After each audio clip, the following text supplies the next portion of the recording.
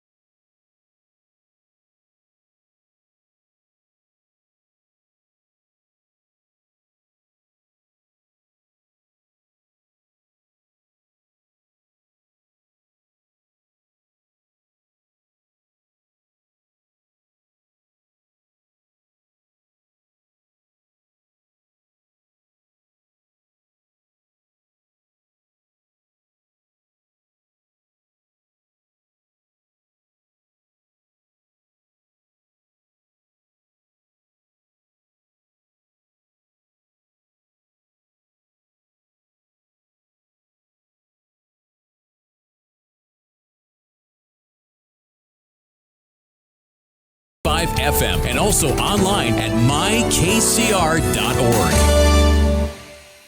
We are Lions. We bring hope where it's needed, support causes that matter, change lives, change communities, change the world. Visit lionsclubs.org to learn more. At St. Jude Children's Research Hospital, we're fighting against childhood cancer every day. At the heart of this battle are our donors. Most of us want to make some type of difference in the lives of others. St. Jude does miraculous work. The fact that no one has to pay, it's a place where everyone is treated as an equal. Everybody is welcome here, and it doesn't matter your religion or what part of the world you're from. All that is taken away. It just gives you some hope. It's just a nice feeling to put your energy into something that really does genuinely make a difference in a child's life. There's just no greater gift.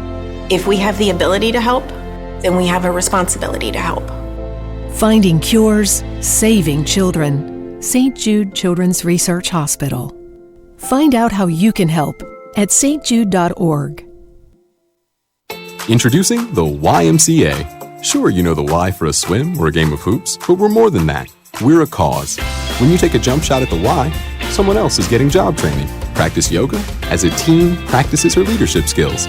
We give people of all ages, incomes, and backgrounds a chance to learn, grow, and thrive. So while you might think of the Y as the place for lifting weights, we're also about lifting entire communities. That's the Y. We're so much more. Visit ymca.net/more.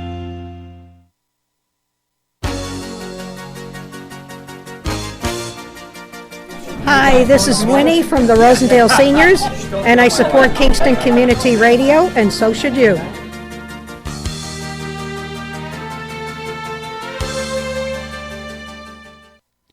This portion of Kingston Community Radio is brought to you by Ulster Savings Bank. Visit their newest branch, conveniently located at the Ulster Commons Plaza in Lake Katrine. Experience the difference that local community banking offers with the convenience of another great location, easy access, plenty of parking, and a 24-hour ATM. Ulster Savings Bank, invested in community, invested in you. Member FDIC. Whatever you'd like to do. That's good. All right, boy. This is Thunder Thursday. Good morning, Tony. Good morning, Richard. How are you? Good to see you, my friend. Good to see you. This is Tony Marmo. And Richard Cattabiani. Right. Richard is our designated guy for filling in when we need fill-ins, and thank you very much. You're doing an amazing job. You prep like no one else I've seen.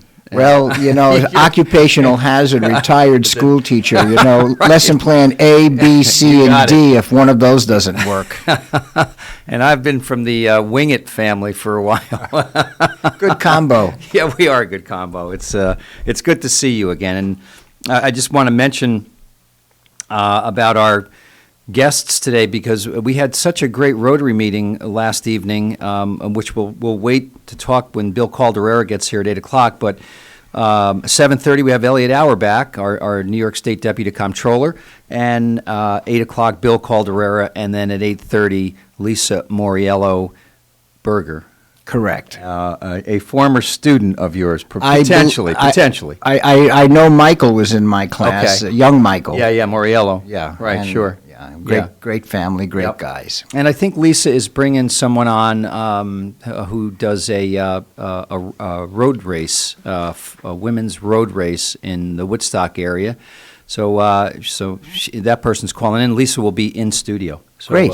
Can't wait to see her. But just briefly about last evening, this was the Kingston Rotary Club that had essentially a bring a guest or a meet and greet or invite a friend to learn about Rotary. Mm-hmm. Magnificent. It was great fun. It was. I was blown away, as was Matt Eiler, the assistant governor, by the turnout.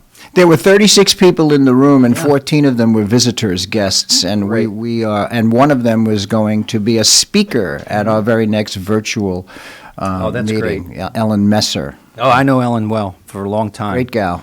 And you revealed last night that that's how you became a Rotarian, by having. Yeah, I was invited to speak by Dan Lack, who's since retired and moved down to Florida, and I was in the room and had a great time and came back, and a month later I joined. It's our blessing. And that was 14 years ago, by the way. And you're going to be president of the Kingston Rotary starting on July 1st. Okay. Thank you. You picked the short straw. Did I know that? Did you pick the short straw? Right. Yeah, Calderara didn't say, this is a one-term deal. Many, there are presidents in the district that do more than one term, and there's a little bit of theory to that of you're just kind of learning the ropes, and then the second year, but it's a big commitment. Second year you kind of hit your stride, but it's a big commitment, and it's nice to have some different flavor of personality, and it kind of keeps the club fresh. So indeed. So as you know, we were two clubs at one point. Right. We were the Sunrise Club, because most of us who were gainfully employed and were in school systems couldn't possibly go to a noon club. Right. So a lot of the academics came to the morning club, and I was president of the morning club at one point. And now I have and I mean this sincerely, the distinct honor of being the president of the oldest club. 1916. I think it might be the oldest in Kingston, period. I mean, with all due respect to the Lions, which is a great sponsor of KCR, and the Kiwanis, I believe Kingston was the first on the map here. I mean, Rotary started in 1905, and 11 years later, we have a club in Kingston. Indeed. So it's really great. And with all due respect to our brothers and sisters in Lions and Kiwanis and all the service organizations, we're a little proud of Rotary, so we think it's the greatest one in the world. We mentioned it last night, in over 200 countries, 1.2 million members, 35,000 clubs, just like Kingston, and it's a service organization. That's what we do. A shout out to the Lions. My introduction to service above self was through the Lions because my dad was president of the Lions. And as you know, mostly when you go to president, you had to be secretary, tail twister, treasurer, secretary, Right, chief cook, bottle washer, and then ultimately. So I still have a lot of my dad's Lion stuff, including the thank you plaque. So it's in my office at home. Memorabilia. Oh, it's great stuff. Every time I look up, I say, well, it ain't the Lions, but it'll do. Lions Light, yeah. So we want to talk a little bit. February is Black History Month, and you have done some research, as is your way, which is great, and let's talk about it. So what's interesting is that throughout the pandemic, and when Lisa Moriello Berger gets here a little later, I will share with us some of the things I've found. I have 3 books in front of me, as you may see. I see so that. my wife Catherine and I are during the pandemic, we decided to tour Kingston. We walked everywhere. We have these books, so every week we would look at a building and we would study it and we would learn about it. And the other day, maybe a week or so ago, we were driving on South Wall Street, also known as Wilbur Avenue, and we saw very fleetingly out of the corner of our eye a cemetery. Mm-hmm. And then we went up to the cemetery and we found out it is called Mount Zion African American Burial Ground. Oh, wow. And it is a remarkable place. And I wasn't quite sure it was what it was until I started reading the headstones. And the first one I saw was Manasseh Snyder, horseshoer. Oh, cool. And then Ezra Van Buren, good old Dutch name, cook. Wow. And then I realized, geez, these guys must have been,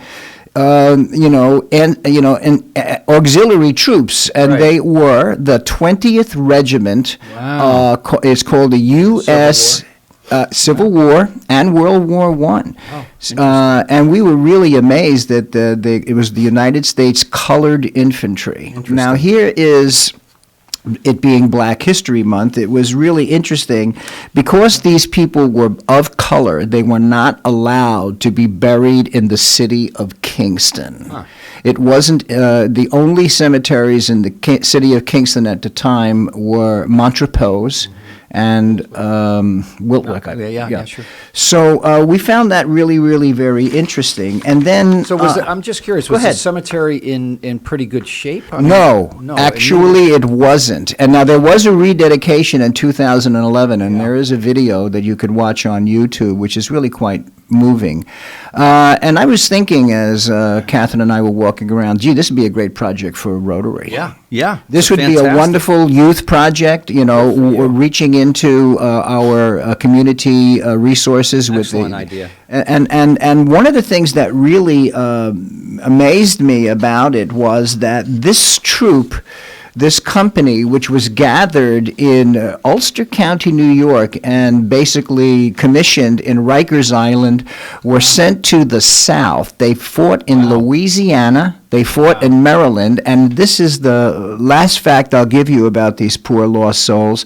The regiment lost a total of 285 men during service, 2 officers, and 283 of the enlisted men died. They all died of what was called camp fever. Oh. It was disease. It was typhus. It was cholera. It was malaria. Yeah. And so I found that really, really very interesting. And that, of course... not from battle necessarily, but some kind of virus or wartime disease where they wouldn't have the medical abilities to not at all. There were more, sure. Exactly, more, of the 650,000 people who died during the Civil War, about half of them died of disease or, failed amputations. Yeah, sure. It was awful. Yeah, it was awful. Barbaric, right. Indeed, barbaric. Yeah, so Black History Month is coming up in Kingston. Okay. Mm-hmm. We're in it now, right? Yeah, we are, and I have a few announcements about what's happening here in Black History Month. If I could find them. I will say that it's brought to you by Harambee. Yes. And that's a Kenyan tradition. Great organization. A community of self-help events, fundraisers for other activities, and the word, and I really love this, it's really quite Rotarian in its notion. It's all pulled together. Yes. Yeah. It's a Swahili word, and it's the official model of Kenya appearing on the coat of arms. And I will share with this, Governor, Tony, that one of our Rotarians back in the day of the morning club was Dr. Makajuma Umboho from Kenya. And one of the projects that we did with Dr. Umboho, who was a biologist at SUNY Ulster, where I taught for some time. I was thinking MD. I'm thinking I missed that person at Kingston Hospital, but go ahead. No, she was at SUNY. Yeah, SUNY Ulster. Yeah. And we sent 46,000 pounds, not additions, 46,000 pounds of books to Kenya, all of which were science books mostly. I remember that project. I might have been either at a guest at one of your meetings. A fabulous, fabulous project. Yeah, it was great Amazing. fun, and we're still involved. Good. So the Black History Month, we have on Valentine's Day, we have a comedy show on February 12th where Harambee presents the show of the year featuring Jessica McNabb, Mike Belgrave, and a very special guest. And you could Zoom and find them on the internet. And then there's a self-guided Sojourner Truth Life community ride on February 15th through the 28th. Right. It's really a unique opportunity to take a self-guided tour with community members, friends, and family to visit the historic sites significant to the life of the American legendary abolitionist Sojourner Truth. Yeah. Whose statue is in Port Ewing. Right? Yeah. Right. Beautiful. Yeah, she grew up speaking Dutch. Oh, no, I didn't know that. And she was beat incessantly by her English master because they couldn't understand each other. Wow. Horrible stuff. Yeah, I know. And she was raised by a Dutch family? Or yes, she was. Yeah, she was. Interesting. Her name was Isabella, it escapes me, it sounds very much like Van Buren. Yeah. But, that is really quite a remarkable person who did very well. And as we get on through the rest of the day, I'll share some other announcements about what's going on. Factoids. Yep. So part of our we're trying to get more folks to come into service organizations, and obviously Rotary is our service organization. Rotary International, which is in 200 countries, as I mentioned, all over the world, and is very sensitive to issues of diversity, equity, and inclusion. And so we started a committee this year, a team of district-wide club Rotarians chaired by Earl Miller, who's an amazing guy, former assistant governor down in the Rockland County area, now resides in the Newburgh area, he and his wife. And they've been doing an amazing job just trying to shine a light, especially during, the times that we're in right now, Richard, in terms of, so many flashpoints, and the last year has been horrific, even with respect to, I'll say race relations, almost akin to the 60s, which you grew up in as well. I did, and I think flashpoint is really a very good word for this. Yeah. You just never know when the kindling temperature is going to reach the point where it ignites. Correct. So I think it's, in my mind, what Rotary is doing is all about talking about tolerance and peace and understanding and having conversations and bringing people to the table. And it's apt that you're talking about Black History Month, right now. Look, all the ethnic groups bring their own gifts to the table as well. I mean, we were talking earlier about, the Italian immigrants coming in and working in the brickyard. Same thing with the Irish, same thing with the Germans, same thing with the Polish.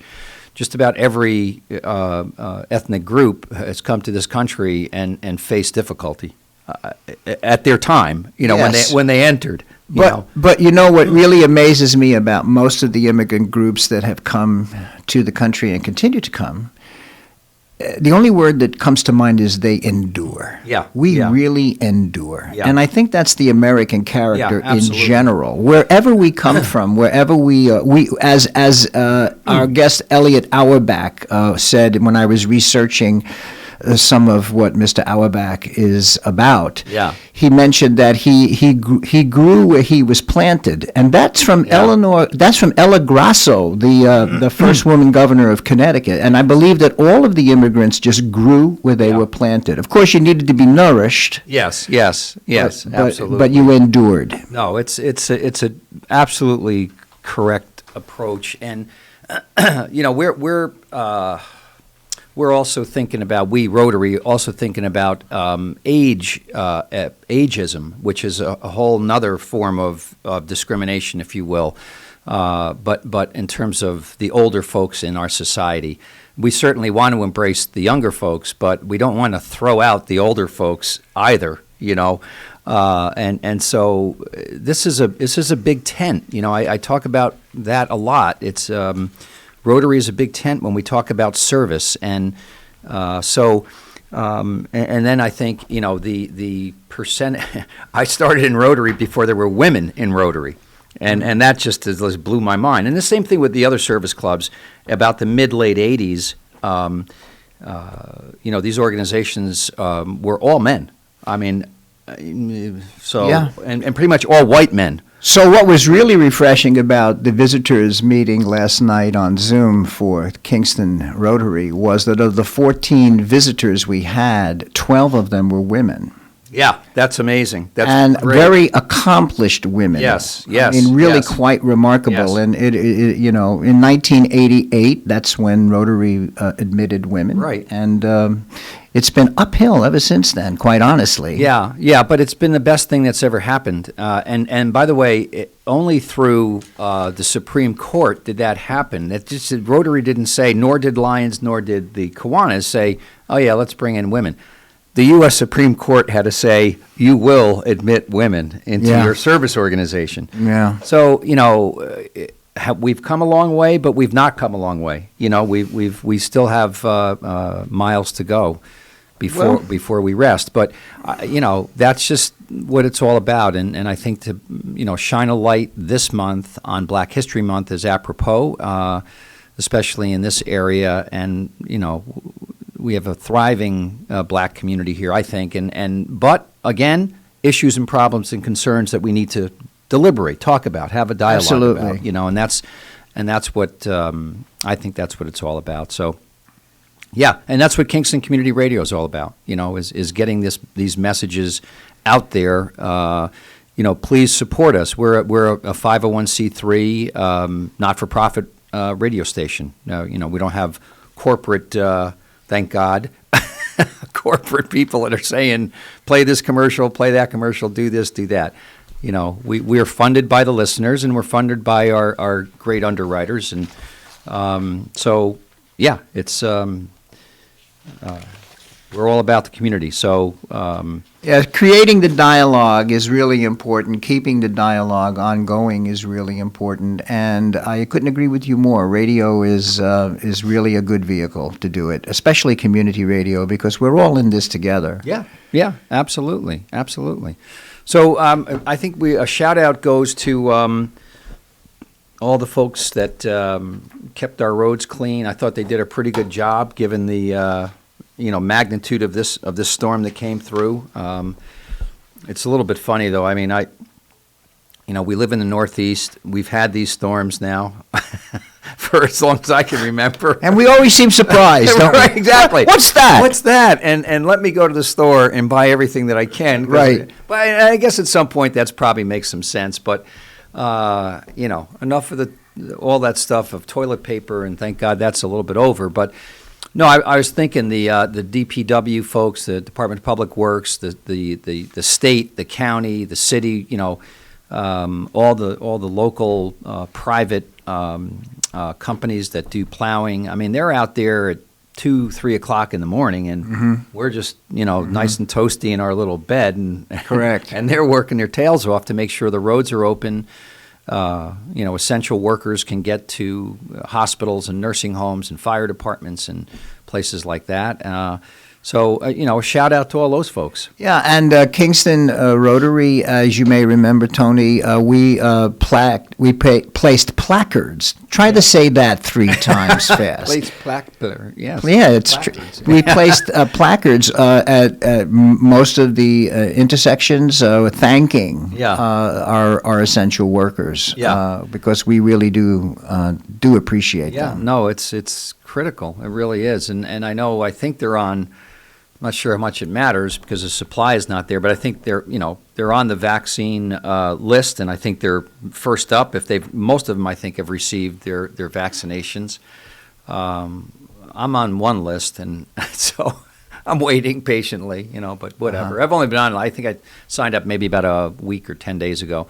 So I mean, when I was running nursing homes, the administrator was always. I was always the first person to get vaccinated for the flu shot because I wanted the staff to see, okay, well, the administrator's taking the flu shot, and he's kind of old, so. Well, you lead from the front. You have to, really do. and so, but, it's funny because since I left the nursing homes 7 years ago, I stopped taking the flu shot because I didn't think, they're little petri dishes, these little healthcare places can be. And so, but I haven't, knock wood, I'm not going to say this because I'll jinx myself if I say this, Yeah, it's very Italian, by the way. Right, I know. So. Yeah, so when I was aware that I would also need a flu shot, COVID, Catherine, who is the chief executive officer of our family, basically called up, and we found out that if we drove to Plattsburgh, or Potsdam, we'd be able to get one. Oh, no. And we had Did you? a bit of cabin fever. We did not go, and the only reason we didn't was because we'd have to drive back for the second shot. Oh, right. So if it was a one-shot deal, I'd be wearing a Plattsburgh sweatshirt right that would now. be cool. A little road trip. Yeah. A little road trip. That's a good idea. But I know that things are changing, and they're looking up. Yeah, I think the numbers are moving in a positive direction, although I think deaths are up. But I think the hospital rates are dropping, to the extent that the vaccine's out there, which is really not that prevalent. I think it's going to work. We just need to have some time and patience, and people still need to be safe and protect themselves, wear the mask, and believe the science. Believe the science, right? I mean, there's a reason for this stuff. So, and Super Bowl's coming up, and I know the word's out there that if you're gonna watch the Super Bowl, watch it with family or close family, not 50 people from the local bar, which is not a bad idea, but not today. You can't do that. Lawrence, any pick on the Super Bowl? I'm not watching it. I'm not watching another Tom Brady freaking Super Bowl, dude. I beg your pardon, young man? Fried chicken. I'm going to go to Liam's house and eat fried chicken. And you're not going to watch it? Not even for the commercial? See, I'll watch it for the commercial. I'll watch that, but I had enough of Tom Brady, man. Yeah. Retire. Well, I got a feeling he's not going to. He's a big Giant fan, so Lawrence is. He's right, wearing unless his the Giants blue. are playing, like in the I didn't really watch. I watched the playoffs because the Bills were in it. Yeah. And I was rooting for them. Yeah. But when it comes to the NFL, or even with MLB, if the Yankees or the Giants aren't playing, I just, Yeah, I'll tell you, I watched a Knicks game last night. Yeah, they're getting good. For the first time in forever, and they almost lost. I was getting they almost gave it up in the end. 18-point lead, and I'm saying, oh my God, I stayed up to watch this. I know, I'm getting aggravated. They're getting better. But they pulled it out, and they got a young squad, and their coach is good, and so it was. They're finally headed in after 21 years. They're finally heading in the right direction. Yeah, they had but who's counting? Who's counting? Right? Yeah, long time. We used to call them a rocking chair game, because if they're up by 18, 20, or any team that we're rooting for is up by 2 touchdowns or 5 or 10 runs, we call it a rocking chair game. You just sit back, you rock, and you watch the game. It didn't. It turned away from a rocking chair game. So. Yeah. So what do you got there? You got not much. I mean, tell us about the book. About the books you have. Yeah, so if you're watching on YouTube, you can see these, and people should watch on YouTube because it's an easy way to watch KCR. Correct.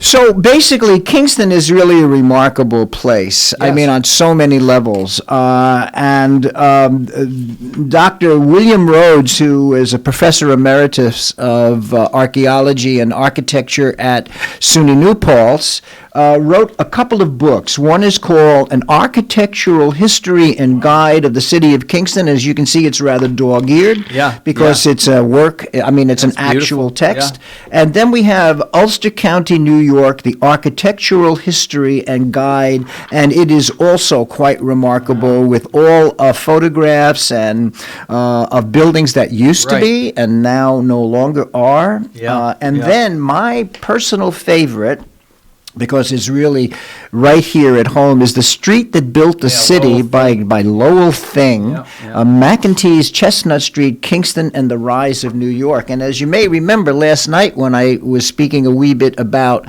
the history of the Kingston Rotary, one of the most famous Rotarians, Kingston Rotarians, is a guy named Arthur Frederick Sheldon, who started the correspondence course notion in the country and actually had quite an impact on the development of business ethics in the 20th century, lived at 195 West Chestnut Street with his lovely wife, Anna Loughran, and Griffin as well. So it's really... on the Rondout side? Is that no, it's on the Kingston side. It's on the... No, because we have a place in 214 West Chestnut Street, which used to be the old number 2 school building, now converted to condos. So it must be on the other side of the, because those are if the 4s are on the, I say the Rondout Creek side, and then the other side of West Chestnut Street is probably where there's magnificent houses. Magnificent houses, old sea captains. You know, when you think of Kingston, New York, you don't think of a sea captain, but in fact, geez Louise, man, we had some folks who were whaling back in the day, you know, so really quite remarkable. We'll see if we can get him in. Tim Feeney, who was the CEO of Feeney Enterprises, talk about the history of the tugboats. That would be really cool. Absolutely, and there's a big chapter here about the Feeney family in general, and you know, Mr. Cornell and Kuykendall, his son-in-law, and the tugboats and railroads. And Kingston does have an amazing history. I mean, I think Newburgh and Poughkeepsie do as well, but because Kingston was the first capital, I think we have a little bit higher notch up, don't you? We have the architecture. Yeah. I remember, though, I will say something, that when we were first coming up to the country from Brooklyn for our summers, when I first went to Newburgh, I'd never seen a street so wide and broad. And then you would drive down this magnificent street, and you'd get on the ferry boat, and you'd chug across the river to Beacon. And it was another world. Someone must have invented that word from that street, Broadway. I would think so. I'm going to go out on a limb here. As opposed to Narrowsburg. Yeah, that's good. Yeah. Oh, it's all. I wonder if there is a Broadway in Narrowsburg, though. I don't know. That's a very good question. We'll Sounds like a Rotary project to me. Right. Well, it's all good. Yeah, I think Elliott should be calling in soon if he's not already, and we can go to break. And we're going to come back with Elliott Auerbach, the Deputy Comptroller for the State of New York. You're listening to Kingston Community Radio on WGHQ Kingston. On your radio at 920 AM and 92.5 FM, and also online at mykcr.org. Long ago, you wouldn't think of galloping on a horse while doing calligraphy, and you wouldn't have attempted to ride your bike while typing a letter. Yet you think you can safely operate a multi-ton vehicle while texting? Behind the wheel is no place to multitask. If you want to BRB, drive now and text later. Lives depend on it. Visit StopTextStopWrecks.org, a message brought to you by the National Highway Traffic Safety Administration, Project Yellow Light, Noise, and the Ad Council. 100 years ago, there were 100,000 tigers in the wild. Today, there are as few as 3,200. The Earth's wild animals can't speak up when they need help, but we can. Be the voice for those who have no voice. Visit worldwildlife.org. Question: what will you find on all over-the-counter or OTC medicine packages to help you choose the right drug and use it safely? The answer: the drug facts label. This label lists the medicine's active ingredients and purpose, how much to take, and warnings you should know before using it. Remember, even OTC medicines you buy without a prescription can cause side effects you don't want. So follow the information listed on the drug facts label. For more information, visit fda.gov/drug facts label. A message from the U.S. Food and Drug Administration. Hi, I'm Steve Thomas for Habitat for Humanity Restore. Habitat Restores are nonprofit home improvement stores and donation centers that sell new and gently used furniture, building materials, and appliances to the public at a fraction of the retail cost. The Ulster County Restore at 406 Route 28 in Kingston needs your donations. Call our hotline at 845-853-7499 to schedule your free pickup. And thanks.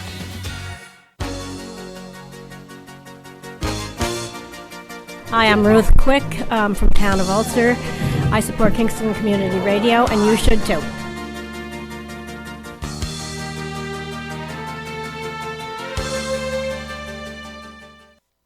This portion of Kingston Community Radio is brought to you by Ulster Savings Bank. Visit their newest branch, conveniently located at the Ulster Commons Plaza in Lake Katrine. Experience the difference that local community banking offers with the convenience of another great location, easy access, plenty of parking, and a 24-hour ATM. Ulster Savings Bank, invested in community, invested in you. Member FDIC. Okay, folks, we're back. This is Thunder Thursday. This is Tony Marmo. And? Richard Cattabiani. Good morning, everybody. Good morning. And we have, I think, the inimitable Elliott Auerbach on the phone, on the call-in line. How are you, Elliott? Good morning. Good morning. Well, good, what is it? Today is Thursday, the first Thursday of February, and guess where I'm at? I'm sitting here having coffee with you. It's so good to see you. But talk about a dapper dresser. Elliott is that, and my co-host today, Richard Cattabiani, I don't know if you two know each other. He is also a dapper dresser.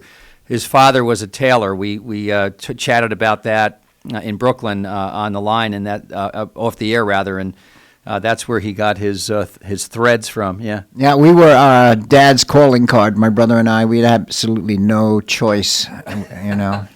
Someday I'll tell you a story about the uniforms he used to make for us at Catholic school, but that's another time. Good morning, Mr. Auerbach. We've actually met. Kudos to you for weathering the storm by sitting next to Tony Marmo this morning. It's okay. It's okay. He's got his raincoat on and an umbrella. I don't know if Tony's dubbed you with one of his pet names, you know, like Zoom or Crash or Boom or Doom or whatever. No. But he has a tendency of tagging a moniker to people, so look out. Yeah, I look forward to it. Yeah, we haven't done that. I would have to be like, the Professor and Mary Ann or something. Well, you know, Richard is retired professor from SUNY Ulster, and also many years, 30 or so at New Paltz. Yes, School. Indeed. Well, I'm a big fan. I am a big fan of the SUNY system, and I will tell you that Ulster County should be very, very proud because the chancellor of the SUNY system is an Ulster County boy. So he carries the flag of Ulster County with him wherever he goes throughout the state. Who is that, Elliott? That's James Malatras, new chancellor of the SUNY system and an Ellenville High School graduate. What? Yep. You got to be kidding me. And most recent, sorry, go ahead. No, he's just, wonderful guy. And he's been on tour, I think, throughout the state. I think he stopped at SUNY Ulster and saw President Roberts last week, I believe. Correct. He was there, indeed. Yep. Very exciting. Very exciting. Richard, so not only am I a fan of the SUNY system because of him, but I'm also a fan of the SUNY system because I'm a parent who suffered from maltuition with 3 kids going to school at the same time. So I love my SUNY tuition bills too. So that's another story. Yeah. So what's really good about SUNY Ulster in many, many ways is that if you can get all of your general requirements out of the way in your first 2 years at SUNY Ulster. So if you decide to transfer to another SUNY school, of which which there are 64, you can basically get right to what you really like to do in your junior and senior years, having gotten all your requirements out of the way. For about a third of the cost of a regular SUNY school, and other private schools are, astronomical. So you can get an awful lot of bang for your buck at the excellent community college. Absolutely. I'm often hearing too now that many high school seniors are taking their senior year, especially the Ulster County folks at SUNY Ulster, and walking out across stage with their high school diploma plus 15 college credits, which is remarkable. Indeed, and sometimes some of the programs, the bridge programs, you can actually get your associate's degree as well when you graduate high school. It's rare, but it's doable. And one of the Rotary programs that we have is the President's Challenge, where the Kingston Rotary Club, Highland does it too. That's right, and Round Out.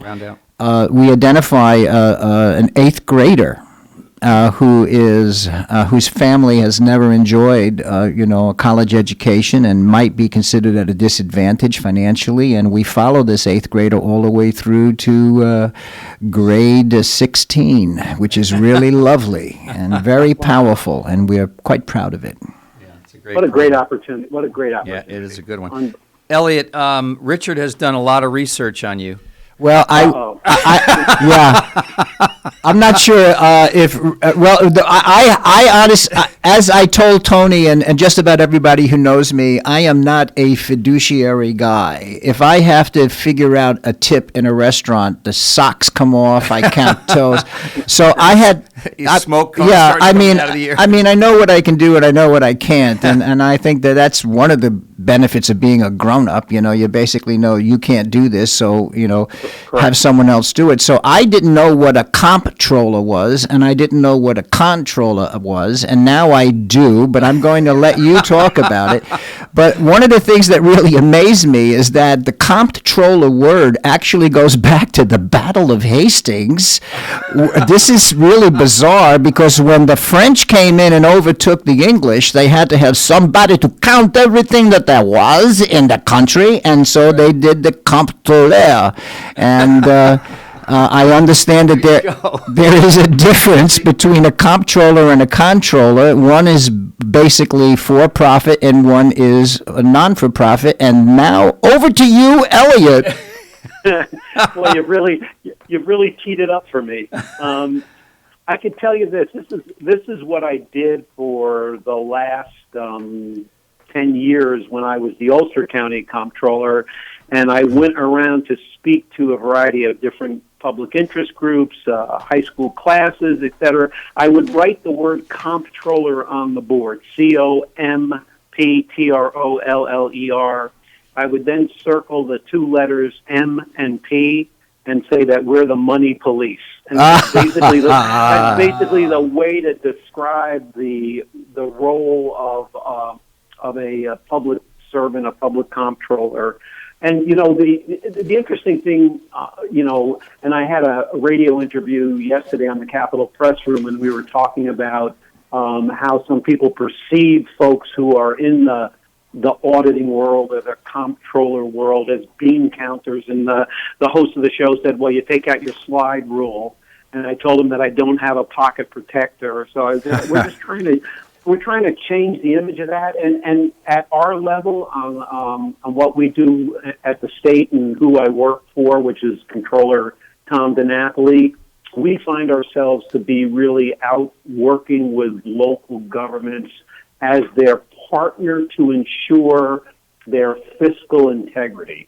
We work with 550 villages, 930-something towns, 62 counties and cities, all of the school districts, almost 700 of them, all of the fire districts, and all of the justice courts.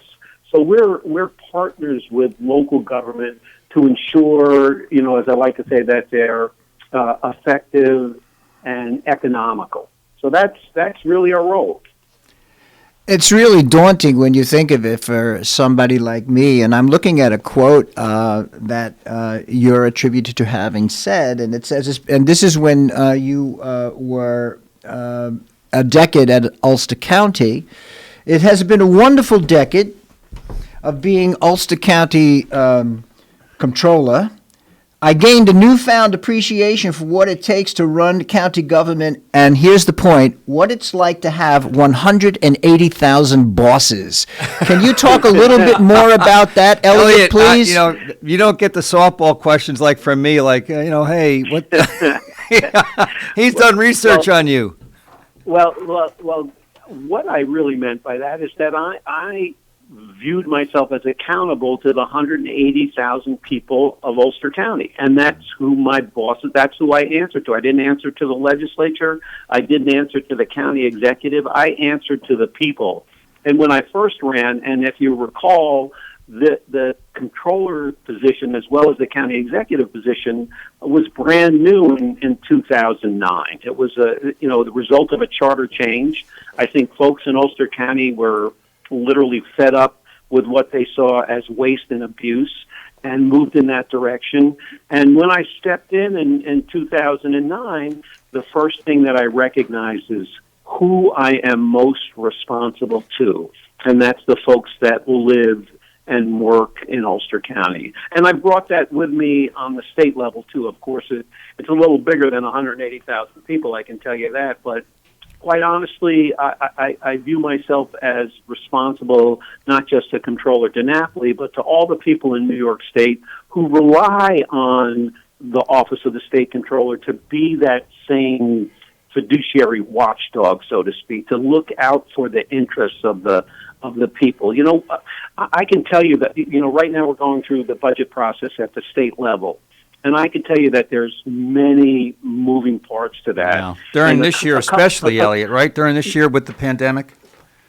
I'm sorry? I'm sorry, yeah. During the pandemic, I'm sure, because of the pandemic, the budget process is going to be even more difficult. Oh, it's arduous. I mean, but I'm looking at the impact right now on schools and what the budget is doing to education. I'm looking at the impact on cities and towns and villages and counties and, how they're going to be impacted by the budget as it exists now. And then, drilling deep into some of the other areas of our responsibility, what happens to the fire districts and the library. So it's amazing to see how we work as a state and to see the impact that local officials have on the people that they serve. Yeah. That is so refreshing, I must tell you, Mr. Auerbach. It is really comfortable to hear you talk like that. I wonder if, and I noted that you were born and raised in Ellenville, which is a very small village, as I recollected back then. And I wonder if, just coming up from the ranks, being just a blue-collar kid, has imbued you with this notion of fair play. Can you talk a little bit about that? Well, I will add to my legacy here. I was born and raised in Ellenville, but I grew up in the back of my parents' hardware store, in front of the nail bin. Where we weighed off nails by the pound. I mean, I learned. I was very, very fortunate to have the parents who were of the greatest generation, folks who had work ethic. My mother came from Europe, so I'm a first-generation American on her side. I watched her values that she brought with her. My father was a typical greatest generation kid who went to war and served, on the 4th Armored Division under General Patton, and you hear stories about that. So I was able to glean from them what it was and how they did it. And they instilled in me a value, many values, quite honestly, that really are just basic, intrinsic human values that I've brought along with me wherever I've gone. Well, once again, I can really relate on a personal level because, as I was sharing with Tony, I grew up in Brooklyn, New York, above my father's tailor shop, 4.5 rooms, next to a mobile gas station, and everything was. We could always tell how well the store was doing by what we ate at night. If there was meat on the plate, Dad did well. If it was sausage, if if it was peppers and eggs, it was not so much. still delicious, but you could basically gauge your father's, income for the day. And I do really think that your upbringing and folks like us do appreciate, the dollar. And so when you are watching out for all of your constituents' money, that is just downright admirable. Yeah, and you bring along with you also, again, having grown up in the hardware store world, you bring along with you that quote customer service unquote approach to dealing with people. And I say this, I'm very lucky. I have 300 folks that I work with. And we always say, who, in the state level, who are our customers? Who are the people that we serve? Well, we serve the mayors and the supervisors and the county executives and the school superintendents and business officials and the fire chiefs. So we brought that along with us, and I think that is an attitude that I don't believe lacks in government, but is an attitude and a lesson that can be taught in government. People are there to serve, and who they serve is the people that they represent. Elliott, speaking of that, your boss is a hard-working guy, New York State Comptroller Tom DiNapoli. What's he up to these days? Well, he is traveling the state both virtually and physically, I may add. There is not a day that doesn't go by that I'm in awe of his schedule, because he is all over the place.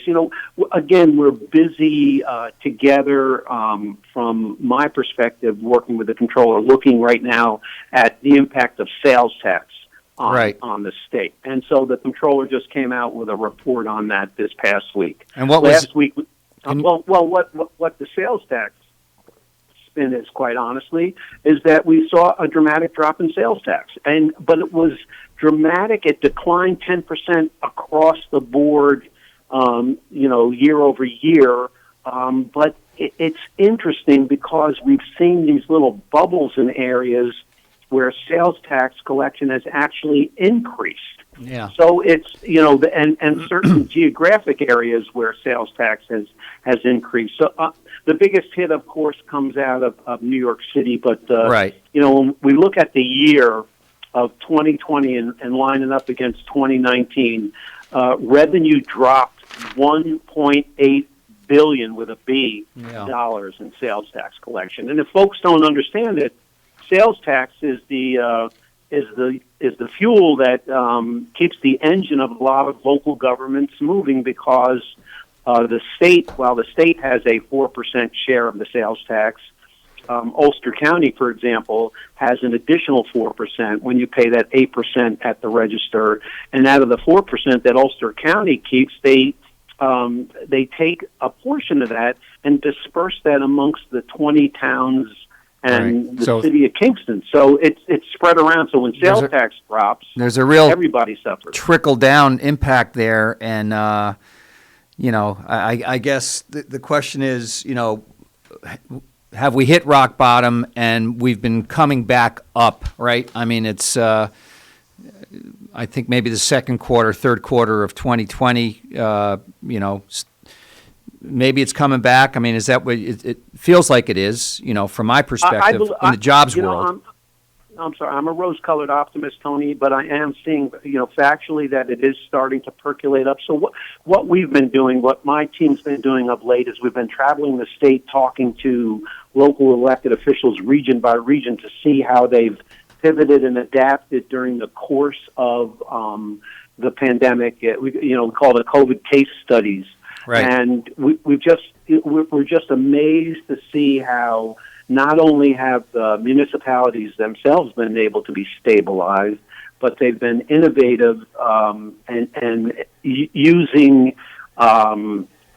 skills to bring back the economy in their communities. Whether it's a loan or a grant out of their industrial development agency or their local development corporation, or whatever they can do. So, yeah, there's a bubbling up. Look, there's been some sharp declines in areas. I don't have to tell you. You read about it every week. But I remain cautiously optimistic. Yeah. One of our guests later on, Lisa Berger, whom you know well, is love Lisa. Yes. Going to be talking about the impact on tourism and hospitality, and so. Yeah, it's probably been the sector most affected, I would think, but I maybe could be wrong about that. But anything to do with restaurants and hospitalities have been hit pretty hard. Yeah. Look. We've lived through earth-shattering events like this in the past. I mean, it may not be as extensive as what we're living through right now, but we've come out the other end. Right. And from a financial standpoint, we look at the post 9/11. We look at the downturn, the bubble burst in 2008, 2009, and we've watched what happened then, and then watched the recovery. Yeah. We will be a changed world, and there's no question about it.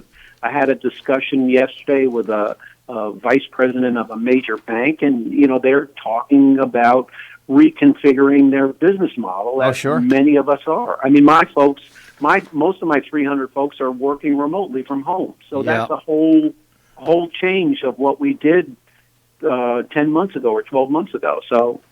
Yeah, there's opportunity there, Tony. I don't have to tell you that. I'm watching more of a windshield survey on a local level as I travel down the 209 corridor to head off to Albany. Yeah. I'm watching a lot of properties changing hands. I'm seeing a lot of new faces at the grocery store.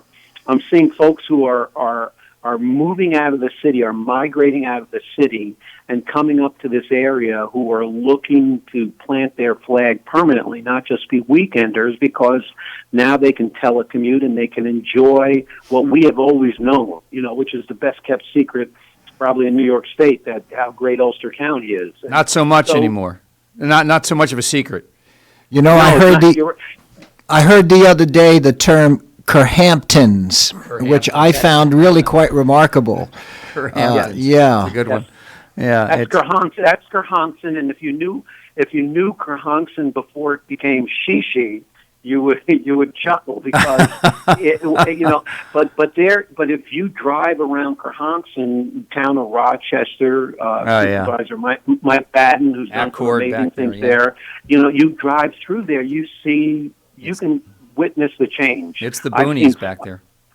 I've seen farms change hands. I've seen big properties change hands. Very exciting. I think that there's some statistics out there based on voter registration to see where people are migrating from, and I believe in Ulster County, a majority of the migration is coming out of Kings County, which is Brooklyn. Yep.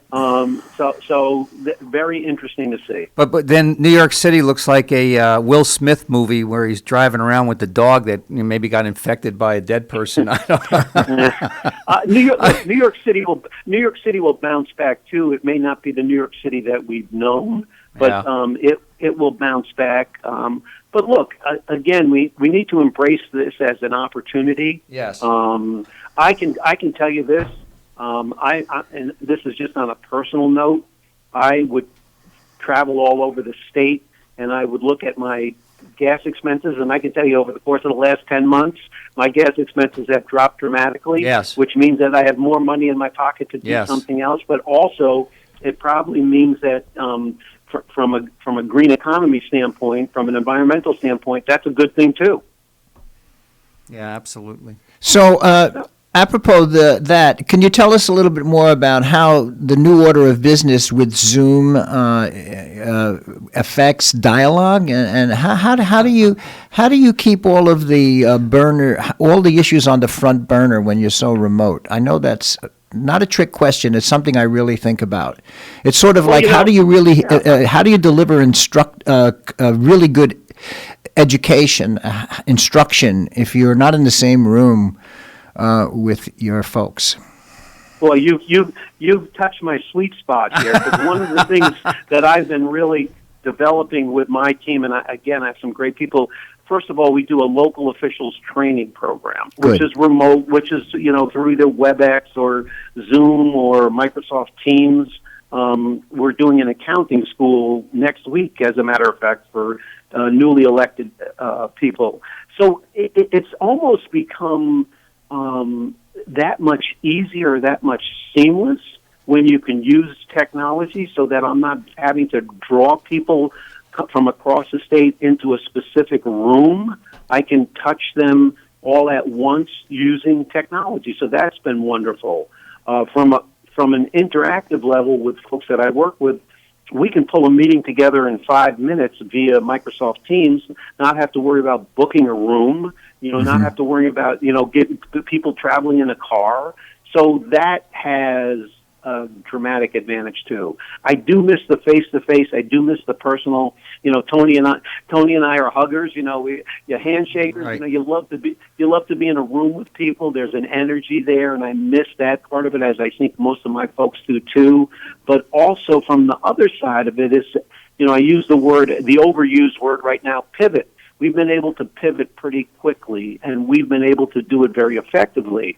What I'm finding out, and I'm thinking that you're going to see some academic studies about this coming out, is that people are probably working more and not less from home. I find that it's not uncommon for someone to get up in the morning, get on, especially if they have kids who are in some sort of a distance learning, get the kids set up, go back to work, and right through the day, revolve around their family, but then put the kids to bed, get back on their computer, work some more. So I think we're going to see people who have worked longer and more hours and not less hours. And the question is, how much of that is going to hang around once we can get back face-to-face? The 08-09 economic downturn also had a pandemic in there, not as bad as this one, the H1N1, the swine flu. And that's a good model to look at, but technology was not anywhere near what it was, 10 years ago. So we had a disadvantage back then. We have an advantage now. Question is, how much of the Zoom world or the WebEx world is going to hang around when we can get back? And by the way, I've patented the look-away hug. The look-away hug. Am I witnessing a look-away hug as we speak? No. Okay. It's an actual physical look-away and a hug. You look away. Oh, okay. Okay. You need a mask, but you can still pull it off. That. It's so your mouth is going the other way and your body is going one way. Your mouth is going the other way. I'm stunned. So zooming actually, as you said, Elliott, zooming, it really keeps us current and relevant, and I think it would be a mistake to go back to doing business as usual, the old way, like the good old days, the nostalgia for, You mean 2019? Yeah, the good old days, right. So I do think that, you're certainly on the right track. Thank you very much. I'll use this other overused word with you right now, too, and that's hybrid. And I think we're going to see a hybrid approach to doing business. I don't need my folks physically in a location 5 days a week. And I think it'll be to everybody's advantage. Yeah, that's going to hang around for a while, except if you're a real estate owner, not apartment owner, but an office owner in New York City. You may have make a bowling alley out of the place. I don't know. Not a bad idea. All right. Elliott Auerbach, thank you, New York State Deputy Comptroller. Be well, be safe, and you owe me a ski date. Thank you, guys. I appreciate it. Take care of yourself. Thanks, Elliott. Talk to you soon. All right, Lawrence, take it away. You're listening to Kingston Community Radio on WGHQ Kingston. On your radio at 920 AM and 92.5 FM, and also online at mykcr.org. Someone in your town, at your school, or where you work is suffering from Crohn's disease or ulcerative colitis. They're dealing with excruciating pain and days when they can't even get out of bed. Chances are someone you know has Crohn's or colitis. Someone like me. I'm Amy Brenneman, and I'm asking you to support the Crohn's and Colitis Foundation of America to help millions of us cope and to find cures. Visit ccfa.org today to learn more. Help someone you know get back to their lives at ccfa.org. Think fast. In the short time it takes to listen to this message, a small flame can turn into a big fire. Several minutes more, and thick, poisonous smoke may have filled your lungs and reduced your ability to respond. Give it 5, and your entire home may be filled with flames. Keep breathing. We got you. Don't let your world go up in smoke. Have working smoke alarms and practice an escape plan for you and your loved ones. Learn more at usfa.fema.gov, because fire is everyone's fight. Hi, this is Tony Marmo from Norman Staffing, and we've been bringing together employers and job seekers since 1980. If you're an employer and have job vacancies, let Norman Staffing help fill them with permanent or temporary workers. We screen, interview, and recommend the best candidates for your company. We make the employment process easier and faster for you. Please call Norman Staffing for your employment needs at 338-9111, 338-9111, or normanstaffing.com. Have you ever experienced a wish come true? For a child battling a critical illness, a wish come true can be a turning point. One song, one dance, one game, one adventure, one moment changes everything. Make-A-Wish needs your support to grant the wish of every eligible child. Visit wish.org now to help grant more life-changing wishes. Together, we can transform lives, one wish at a time.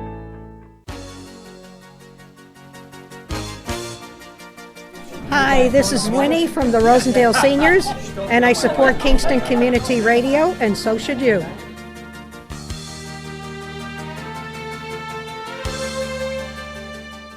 This programming is brought to you by the Friends of Kevin Cahill. As a strong advocate of local broadcasting, Assemblymember Cahill urges you to support Kingston Community Radio with your time and donations. Your contributions keep KCR vital and on the air at FM 92.5, AM 920, and on the web at mykcr.org.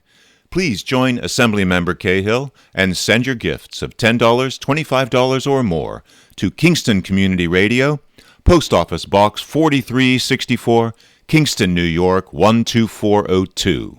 Together, let's keep KCR alive. All right, folks, we're back. This is Thunder Thursday. Without the lightning. Just a little electrical storm, I think, maybe. Anyway, welcome back. This is Tony Marmo. And Richard Cattabiani. Yep, and we're joined by Bill Calderara, the president and CEO of Ulster Savings Bank, and an underwriter for KCR, and the president of the Kingston Rotary, and on the Boy Scouts board, and a lot of ends. But good morning, Bill. Before we get to Bill, we want to wish a happy birthday today, February 4th, to Michelle with one L, Chaskel.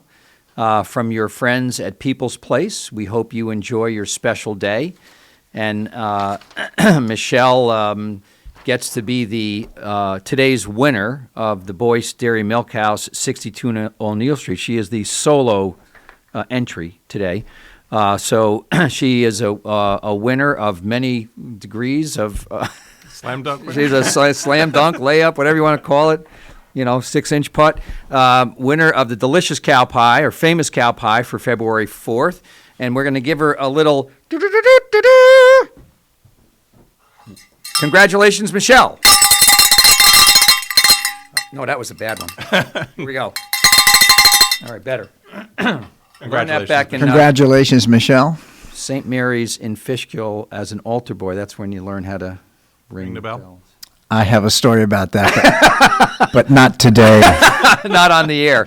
All right, and we have to before we get to that, Richard, that announcement about the Monocore and Diamond Corps. I want to bring up a remembrance and condolences to the McTague family. Jody McTague was a host on this radio station, WGHQ, for a long time, and I think she might have done some time on KNY as well, Lawrence. But she's she left here and actually went to KNY. Right, and so she passed away on Friday, so last week, and she was a member of this GHQ family for many, many years, and brought many listeners to our station. And she was a person, I remember her well, who was a dogged, an interviewer, almost like Richard Cattabiani, but she was amazing, and she told it like it was.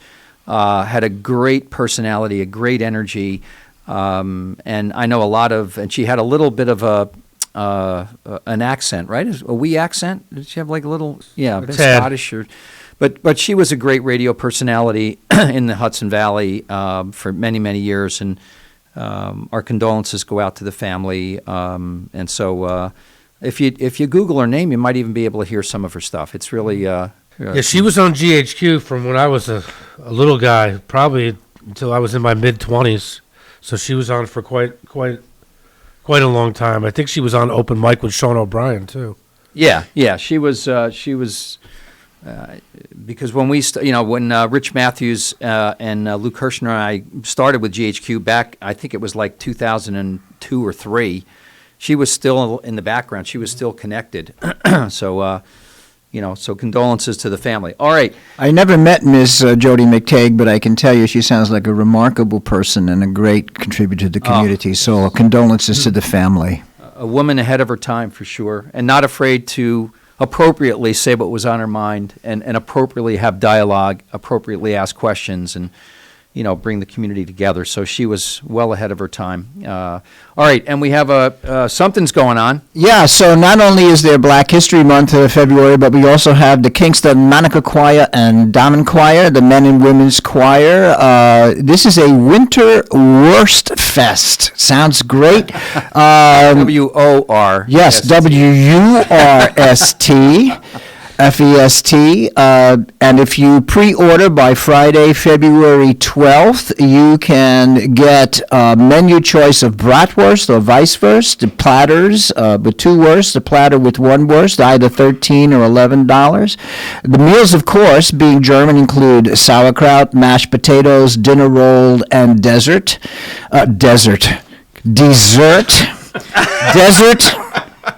Yes. Dessert.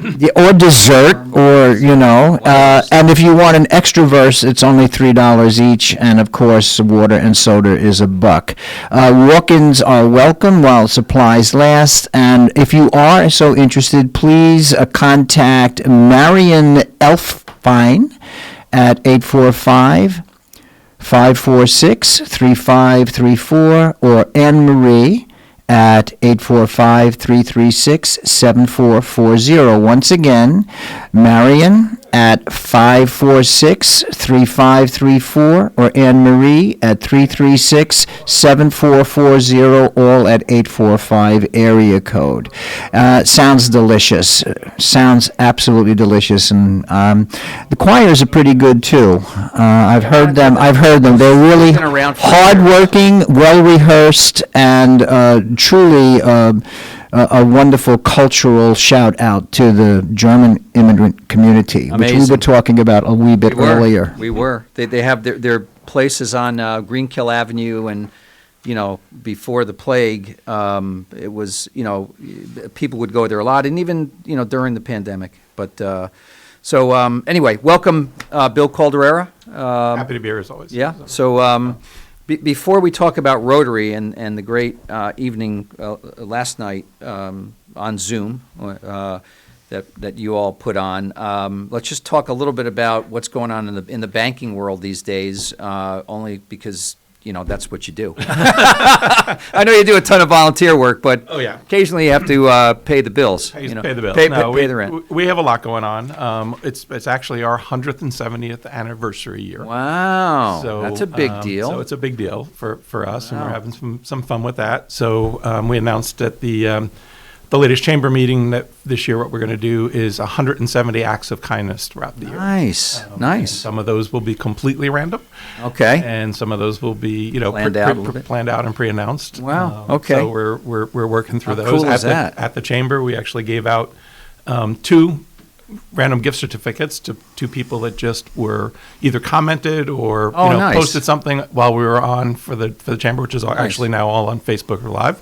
And we give out a $170 gift certificate for the 170th year to an individual to use at any chamber member's business. Wow. And another one for 1851, which was our founding year.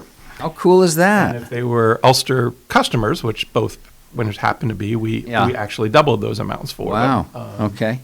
That's $1,851 or $18.51? No, $1,851, so it became $37.02. Holy cannoli! So we were trying to promote, fantastic. Promote our local businesses in addition to having some fun with it. Right. And those are some of the things that we plan on doing throughout the community. Congratulations, that's great. So our actual anniversary month is April. It's April 12th is the actual day we were founded. So we're gearing up toward that one. And you might have a big party in the studio then. Maybe might have a big party. We wish we could have a big party, but I know you can't. I don't think they're going to let us get everybody together this year. The governor is, he's opened up weddings and the bigger venues with conditions, obviously. But I think that's a light at the end of the tunnel in terms of, starting to open up. But let's. I mean, the mortgage world is hot on fire, right? Yes, still going like crazy. gangbusters. People are buying houses left and right and left, and the paycheck protection next round is out there, right? The round is out. So we have a number of businesses. If you never took a paycheck protection loan, you can go get one now, and those funds are available. That would be what if you got one before? And if you got one before and you're eligible, you can get a second round. There you go. There's two different forms. There's a ton of information on our website of ulstersavings.com. There's links to fill out applications and complete them all online, or you can always call us as well, and it's 845-338-6322 is our number. Lobby is open. Lobby is closed. Lobby is open.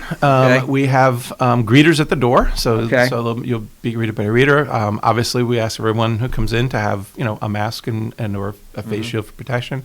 They are monitoring the number of people in the lobby at any one time, so we may just be asked to wait for a moment if there's people inside, just for everybody's safety and protection. But most of the time we can handle them, and it really depends on the types of transactions. So if you're I'll talk just about our main office. We have a coin counting machine, we have the teller counters, and we have offices, and depending on where you're going. Within that, and that's a pretty big lobby area. There's some banks that are about the size of the studio here, and but that's pretty. You can socially distance pretty easily, or physically distance. In that location, it's easier. In some of our smaller locations, it's by the size and square footage and safety. Safety is our first priority with everybody. I'm sorry they coined that term, and it just stuck like glue. Unfortunately, I wish they would have picked physically distance. Yes. Instead of socially distance. It was. We talked about that a lot in our. We talk about that internally more than we use physically distance.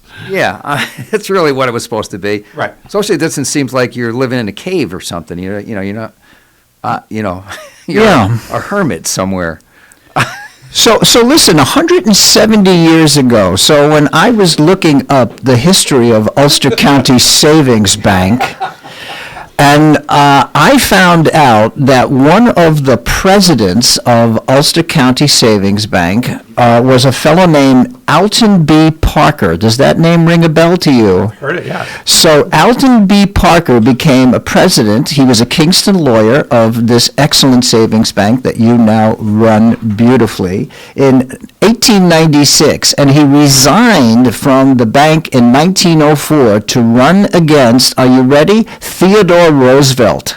He was a Kingston boy who was a banker and a lawyer, a Supreme Court justice, and had the audacity to run against Teddy Roosevelt, and he was trounced summarily in the election of 1904. And as we are all aware of electoral votes these days, I'll give you some numbers: 336 electoral votes to 140, only carrying the traditional Democratic South block in the South. So you're an excellent company. Are you running for public office, I Bill? learned a lesson from him very well. So I have no plans to ever run for public office.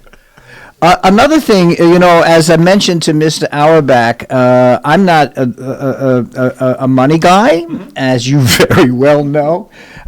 Could you tell us what a mutual savings bank is, please? Because I noted that it's different than the other banks that I've been looking up. So can you tell us? Absolutely. So a mutual bank, if you think about it, is a bank that was formed. It has no shareholders. All right. So we were formed And our founders, and this is really in our DNA, our founders got together because they felt there was a need for a banking facility within our local community. Right?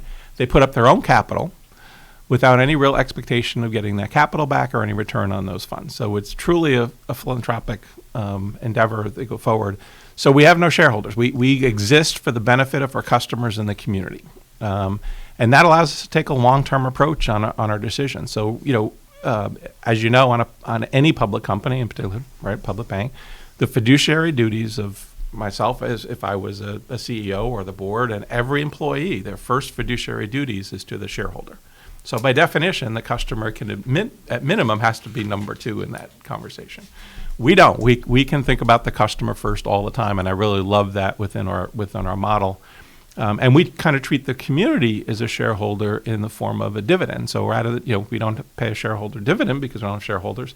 So we give that back out into the community. As you know, we formed a foundation, and it's, we did that. And since just the forming of, not 170 year, but just the forming of a foundation, which is 2001, we've given about $19 million back amazing. Out into the community. It's averages somewhere around $500,000 a year or more.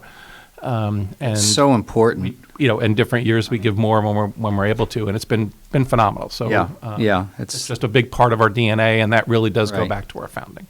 Yeah, you don't see national banks doing that, I don't think. If they do, it's like really not. It's kind of talked about very little. Well, it's not to the same level, and we've talked about this before. But for us, the monetary contributions are important, but also it's the manpower, right? Yeah. A lot of our nonprofits and different pieces. So we want our employees to be engaged in the community, not just to we don't just want to write checks out. Right. So we've given up to 10,000 man hours of our employees, and we ask 100% of our employees to volunteer within the community.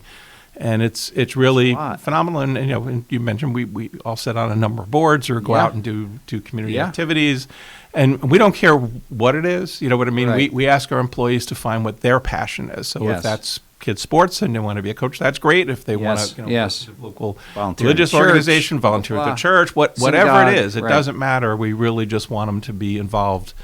Because that's important to us, and it really goes to our DNA. So you're basically bringing traditional values to banking. Mm-hmm. Yes, yeah, and we've had those values for a long time. We have very strong value statements that we use. We don't often market them, but those are things that are very important, and I think help us and help me make my decisions, help everybody within the organization make our decisions. And I think it really helped us through the pandemic.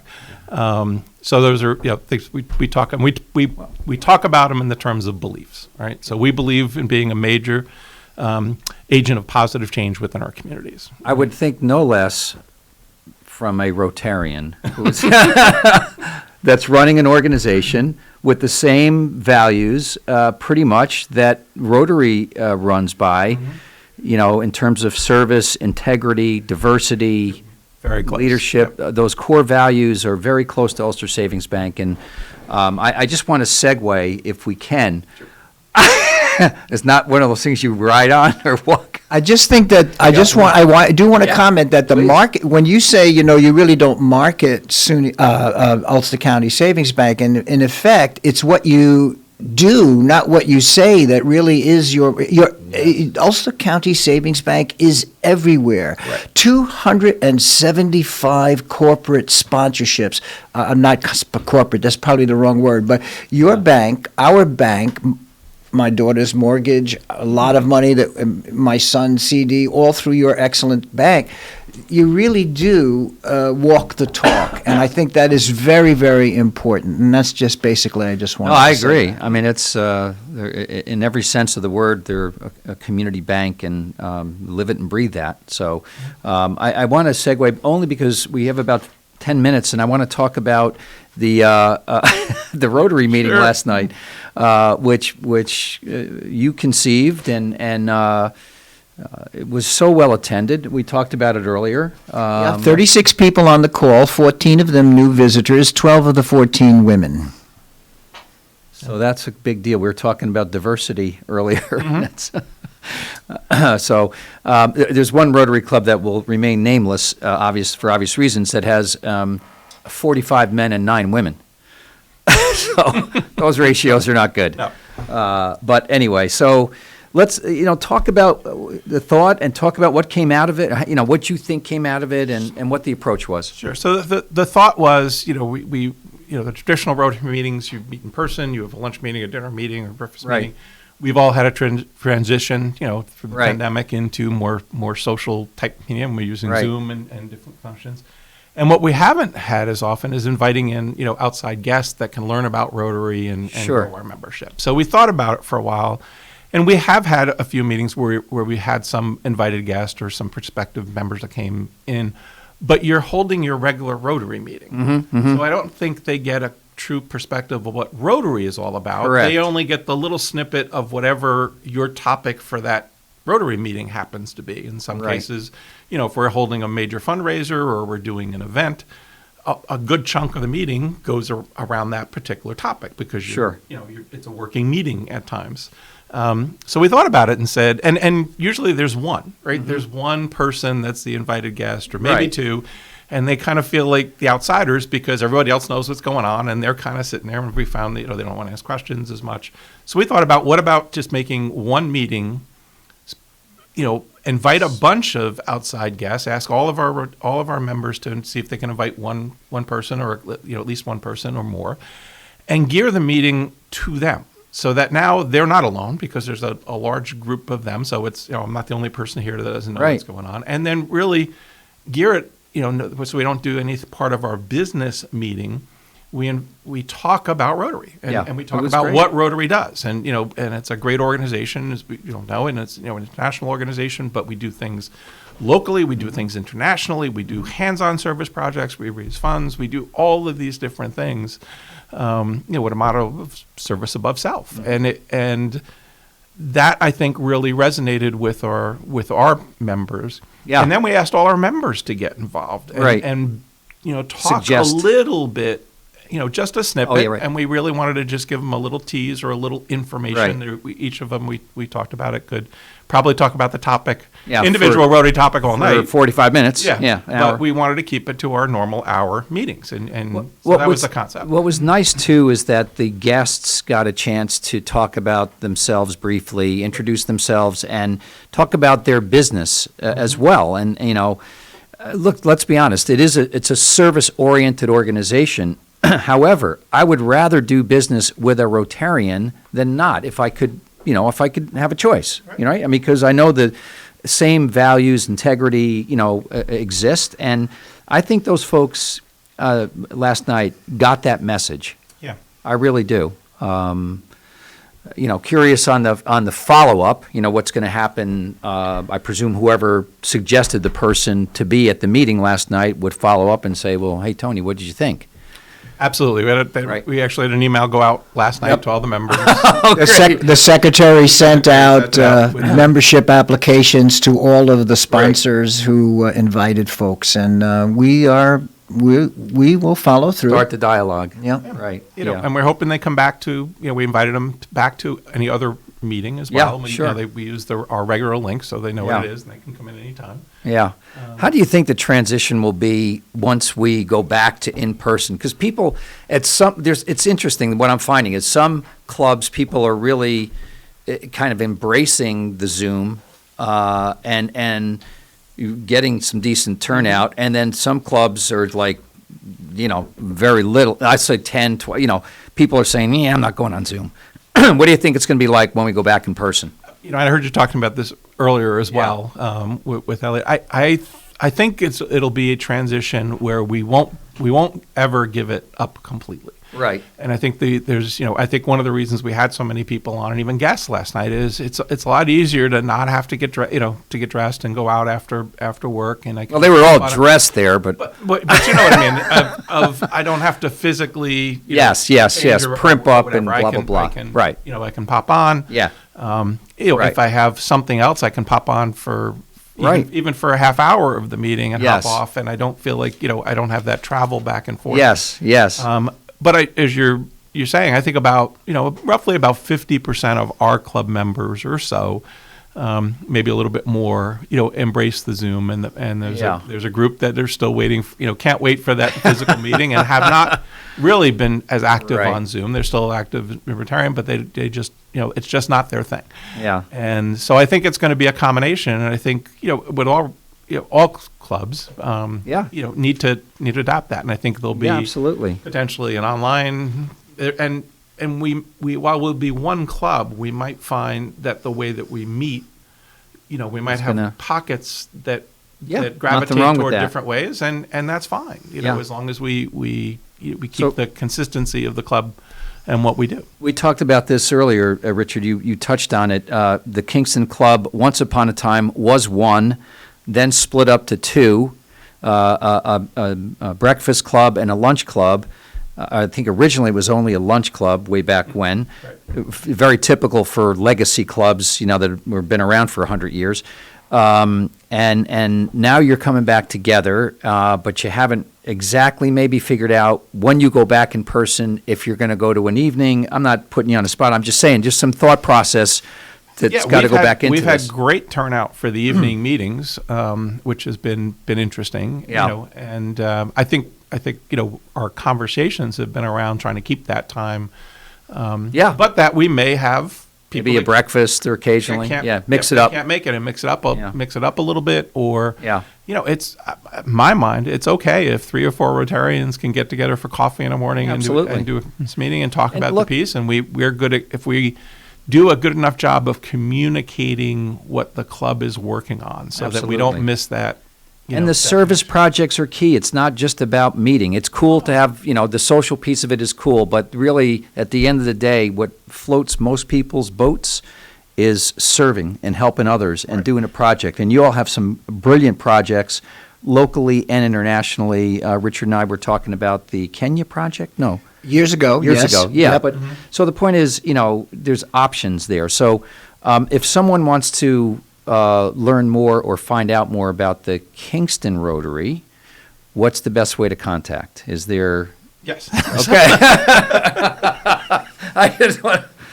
So you can literally just Kingston Rotary Club, Kingston, New York. There's a Kingston. There's a lot of Kingstons. There's a lot of Kingston clubs. A lot of so Kingstons. You have to put in Kingston, New York. Right. Okay. And we'll come up, and there's some of our contact information is there. Right. Contact any of our Rotarians. Right.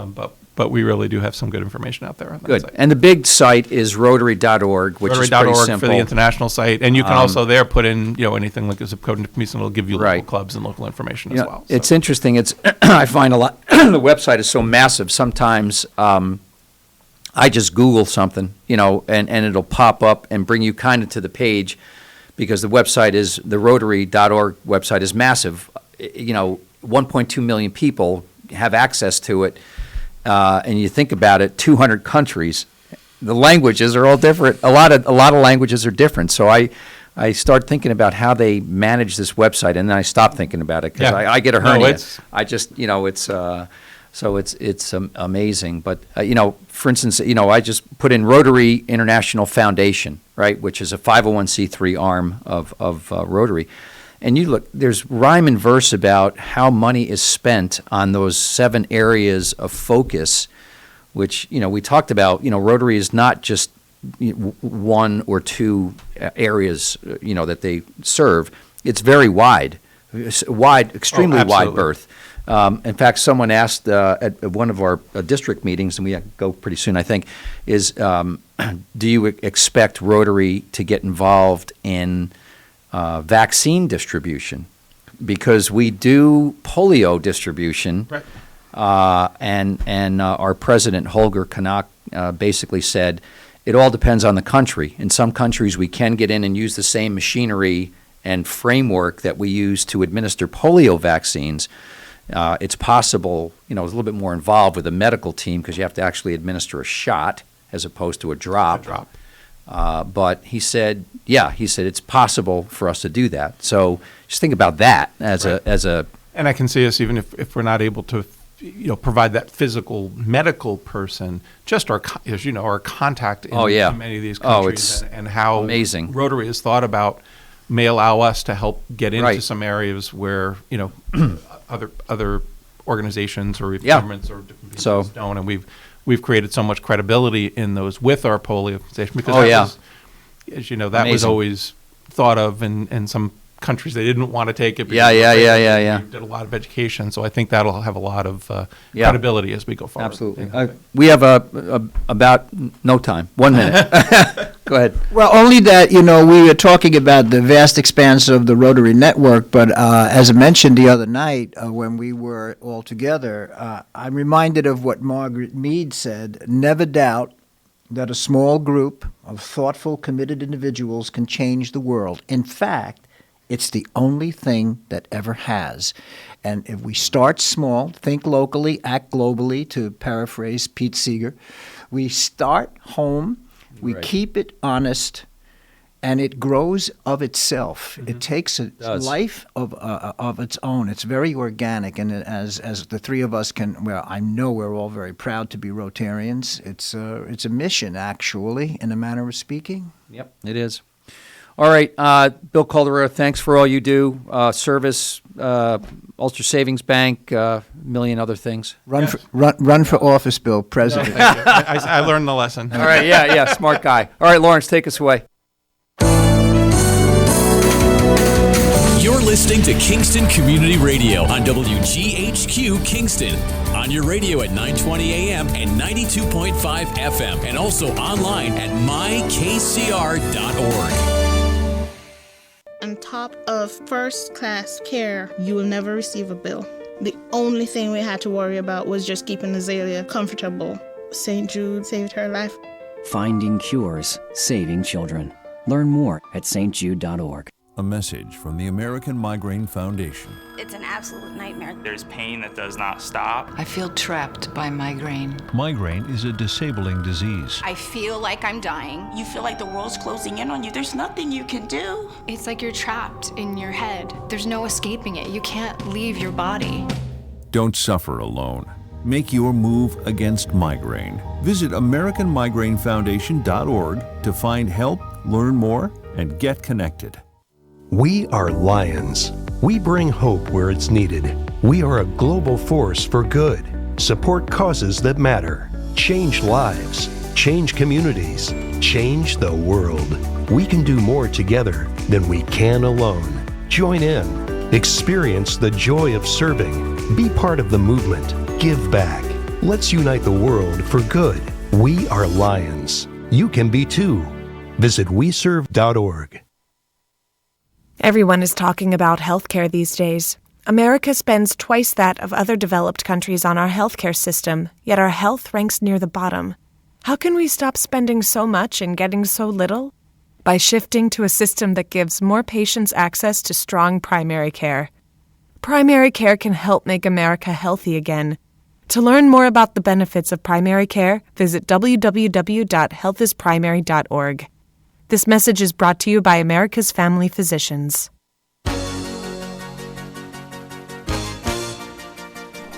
Hi, my name is Jackie Lovezzo. I'm from Lake Katrine, and I support the Kingston Community Radio because it is an invaluable resource to the community and its residents. This portion of Kingston Community Radio is brought to you by Ulster Savings Bank.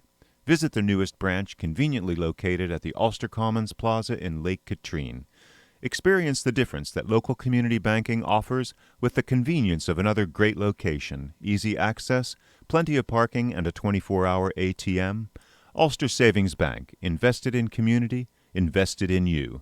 Member FDIC. Mr. Cattabiani. You can do that. If my kids are paying attention, I would like them to take note. Hey, we're back, folks. We're having a great time in the studio. As you can tell, this is Thunder Thursday. This is Tony Marmo. Richard Cattabiani, glad to be with everyone. Yep, it's great having you here today, Richard. It's always fun. And we're joined by Lisa Moriello Berger. We're going to stick your callers in, but we're going to introduce you first. Sure. And the Ulster County Tourism Director. Yes. And thank you for being with us today. You're a regular here, so there's a lot going on and a lot more to go on. Mm-hmm.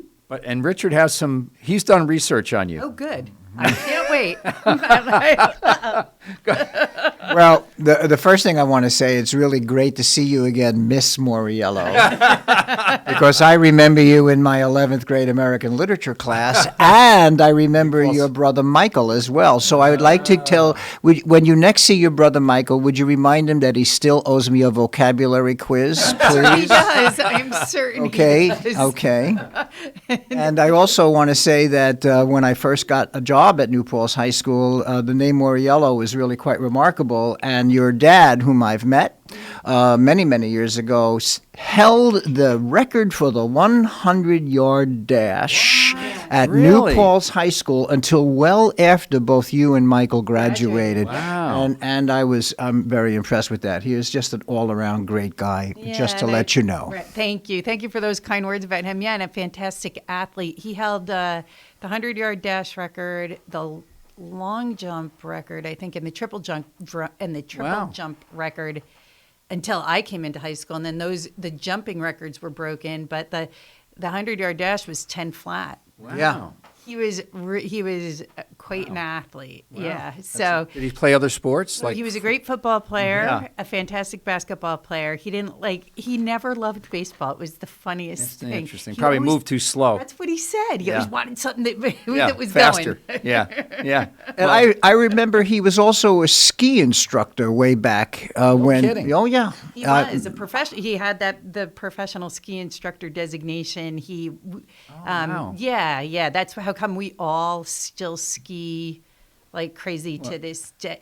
And probably ski well, not just ski. You had to bring, from the time we were 4, it was like you have to carry your own stuff. Yeah, right. That was the rule. Yeah. If you're going to go skiing, you have to carry your own stuff. Right, which is a pain. So there was none of that. Let me carry your stuff for you in my family. I love it. So I know you have a guest who's on the air, but if you want to give a little, overview or introduce him or go to some other tourism stuff, whatever you want to do. Well, we're 44 days away from the vernal equinox, away from spring. Yay! And the days are getting longer by the moment. And Martin Bruhn is on the phone with us today. He is the founder of the the Woodstock Women's Grand Prix, which is a professional cycling race for women professional bikers. It takes place in Woodstock. Last year, they couldn't do it.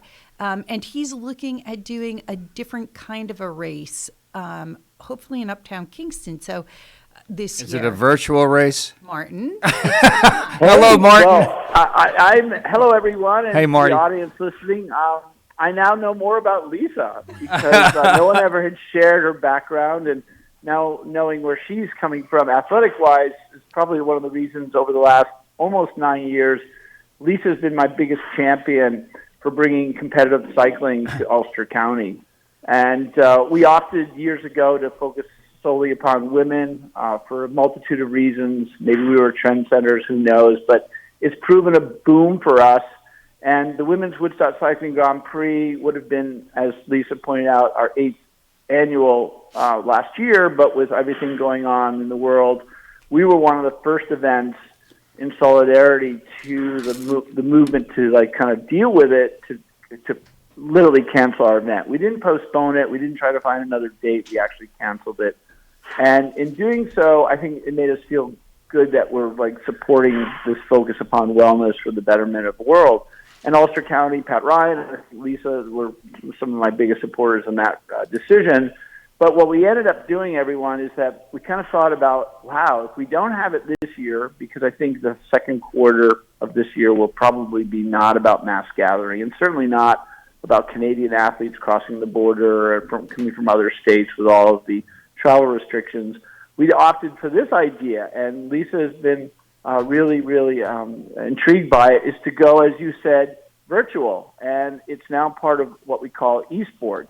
And on March 19th, that weekend, we're going to take our shorter road race, because this bike race that goes through all of Upper Ulster County, it's a point-to-point for women only, and it's 62 miles. It all sort of high point of the event is going over Meads Mountain Road by the Dalai Lama's North American headquarters.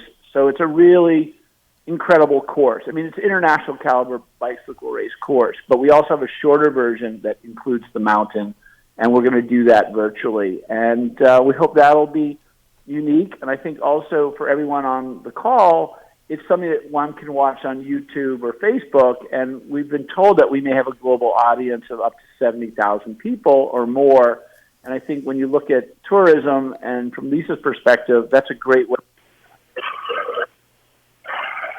Woodstock, New York, and Ulster County. So that's kind of an overview where we're at.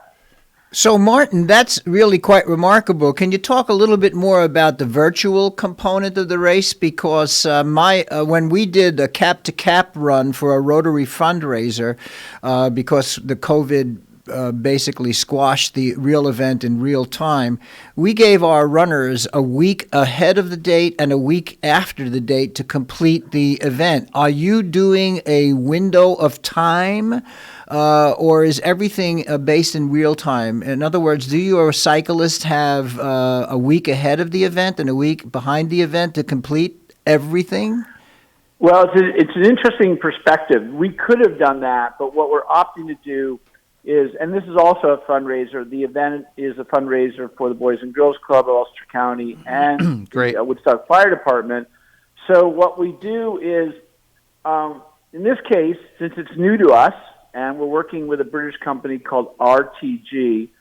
Their platform is very sophisticated. What we're going to do is have it actually a race weekend. The riders will prepare for it. They'll compete. They'll enter up until the night before. And then on either March 19th or 20th, I have to confirm that date, by the way, they will compete against each other. And it will be set up by this platform, and they'll be racing in real time. If we do it similar, pardon my voice, to other promoters, we may be able to have actually video cam of the athletes doing their thing in their respective homes and the like. But it's not quite like your experience with running. It's really much more of in the moment, and it makes it sort of typical of what our race is like. We do a rain or shine event, so you're either on, or if you have a bad day, then there's always the next weekend to go to another event. But we are excited to try to become relevant, and we also, in talking to Tim Wiedemann and Lisa, we want to highlight our county. This is a mecca for many, many things, and with the pandemic, bicycling has become such a go-to, and with this whole movement towards wellness, you know, obviously the vaccine's a big issue, but as we get past that and the new normals here, I think we're going to see an incredible interest in people just staying healthy and the like. And the bicycle is an extension of that for us, but also, and Lisa knows this fully on, from the beginning, we've always been advocates for Share the Road. New York State, unfortunately, does not have a 3-foot safe passing law for bicyclists and runners, and we're advocates for that and dealing with Kevin Cahill's office, and when Jen Metzger was senator, her office. So there's a lot of really kind of cool components. So in the long-winded answer, yes, it's the day of, and we do have that force on this platform so people can ride it in preparation and do what they call a reconnaissance. Thank you. That was clear. Maybe too. Martin, how long have you been doing this? I know you and I have had conversations about this race in the past, but how long have you been involved? And how did you get involved? 9 years ago, I was at the time friendly with a group of competitors in New York City, women riders, and they were really just chagrined that there was no marquee event for women in the U.S., in fact, North America to speak of. Mind-boggling. So it really is, and it's still mind-boggling in many ways. But what ended up happening was when I quit competitive cycling and came back from Europe, I produced a race in Woodstock. I moved from Boston, I graduated college, and moved to Woodstock, and approached the town supervisor then, Brian Hollander, and said, would you be interested in having a bicycle race in Woodstock? And lo and behold, for 3 years we did it. And then I became a dad. I have 2 sons, and we just put it in the mothballs. And in talking to these women cyclists 9 years ago, I thought, how can this be? So Jeremy Wilbur, rest in peace, who passed away unfortunately a couple of years ago, he invited me to a town board meeting. And as you all are aware, I'm a talker. I kind of took over the meeting for about a minute. And then Jeremy took over. He was so ecstatic about it. And the fact that they thought a women's competitive cycling event could come to Woodstock was not only intriguing, but the fact that they also then gave to us the naming rights. I mean, Woodstock is an iconic name. And that was, 8.5 years ago. The first year was 8 years ago. And we named it the Women's Woodstock Cycling Grand Prix to sort of highlight all the components. Cycling, Woodstock, Grand Prix kind of gives it an elegant name. So my life, I've been doing this, since a kid as a bicycle racer. But in terms of promoting, I hope I don't sound like I'm tooting my horn to your audience, but when my parents said we don't want to drive you to bicycle races anymore because I grew up south of Boston, we ended up saying, well, we're too young to get our license, so we ended up promoting races so that we didn't have to travel far, and those races are still going on 45 years later. So we're looking at seeing what we've created with Woodstock growing, but also with the virtual component staying relevant to the athlete's mindset, but also, and Lisa hinted about that, we would like to bring a race in the same vein, the same excitement, if not more, to Kingston, the city of, and the mayor's office and Tim and Pat Ryan are very excited about it. And if things do become healthy and we're allowed to do mass gathering events in August, we're going to have a race in Kingston. Yeah, that'd be great. Women's only. Great news. What's can you direct people to a website or just someplace where they can kind of look at what you have there? And Absolutely. decide to get involved we or have not? a website, everyone, called Women's Woodstock Cycling, womenswoodstockcycling.com. Okay. And it's a bit of a truncated name. Obviously, the biggest name would be just too long to spell out. But they can reach that number, that email. It's Googleable. And I think Lisa's office, they've become increasingly positive about what we're doing. They could probably be a great conduit for people interested. We're excited about it. Bicycling is something that should highlight our county at a higher level. Making the road safer for motorists, bicyclists, that we share the road is key. Wellness and highlighting groups like the Boys and Girls Club and the fire department. When we do the Kingston race, it's going to work closely with Christine Hine and the People's Place. So we have this component that's all about community, and I think that makes us, and I know this sounds a little arrogant, but I think this makes us incredibly unique in North America in that our event is growing. I mean, now we have a component, if you will, in Kingston. Tim Rogers would like us to do a race for women in 2023 in New Paltz, and I think when you look at what's going on nationally, a lot of communities aren't looking at this sport as something they want to put a lot of time and effort into. And I think when you look at the support from the New York State Police and the Sheriff's Office, and in talking to you both, and again, I have to apologize for being so impassioned with it verbally, but also I'm a guest here, so Lisa's part of this conversation, so hopefully I'm not usurping. We're going to try to get her in a second. So I'm curious, Lisa, what you see in terms of how this type of event, or perhaps others like it, if not exactly like this one, but fit into the overall tourism strategy, for the county. Yeah, so one of the things that I loved right from the very beginning, 9 years ago when we first started talking to Marty, is his focus on women and how unique it was. And it really kind of matches the values of Ulster County and really kind of what's woven into the fabric here, right? Of a little bit of risk taking, a lot bit of equity and equality, and having it married to the name Woodstock just seemed so appropriate for us from a visitation point of view.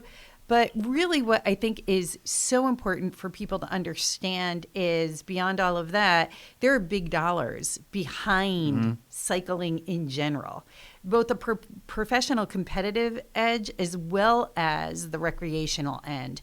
And what we're really seeing in Ulster County right now, and I think in part the pandemic emphasized this and brought it out even more, is a real knitting together of all those various different ways that people experience biking in the county.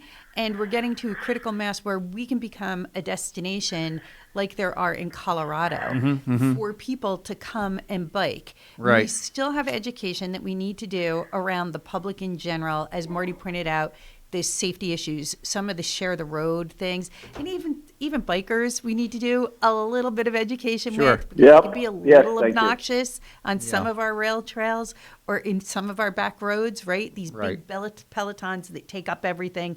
So we need to do a little bit of education there, but we also need to start investing in support infrastructure and in helping people get to the places where they can bike and ride safely and have a great time, no matter what their level is. So that's really where we're focused. The analogy to Colorado is a good one, because that's what I think of Colorado. I think of kind of a healthy state. I used to ski out there, but even one of my sons was thinking about going to college out there, University of Colorado, and all I can remember is a lot of in-shape people on bicycles all over the place, and we could become this. The question I have has to do with the influx of the New York City folks and do you see them as a potential market for this as well, right?